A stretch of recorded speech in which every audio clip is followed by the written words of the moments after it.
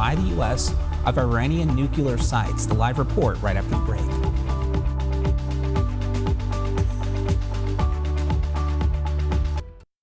You're watching CBS 6, part of the Scripps News Group.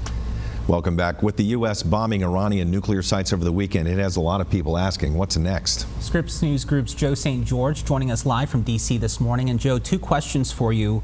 What are the biggest risks to Americans and their wallets right now? And why does the Strait of Hormuz matter? Yeah, good morning, Brendan. Good morning, Rob. President Trump's going to be meeting with his national security team a little bit later today. So much of what happens next, the what is next question, will be dictated by how Iran responds here. We still don't have a clear picture of how Iran is going to respond to their nuclear strikes being, quote, obliterated. That's a word that many U.S. officials have been using to describe the aftermath of the U.S. bombings over the weekend. Look, there are a number of risks here until we get a clear picture of what Iran is going to do. Risk number one, if you have a loved one in the military and they're based in the Middle East, your biggest concern is their safety.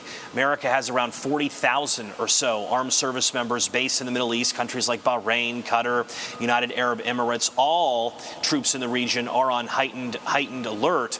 It's possible that Iran could strike a military asset in the region. It's possible that an Iran-linked group, remember, Iran has ties to Hamas. They have ties to Hezbollah. It's possible that an attack could be carried out there. There's also a risk to American civilians. Brendan, Rob, you, me, all of us. The Department of Homeland Security has advised a bulletin over the weekend of a heightened threat environment in the U.S. The Department of State is advising Americans overseas. It is vacation season, after all. People travel overseas. The State Department's warning increased demonstrations are possible against American citizens. And then to that Strait of Hormuz question, Brendan, that you ask, the risk to our pocketbook, the risk to our wallet, and that's in the form of gas prices.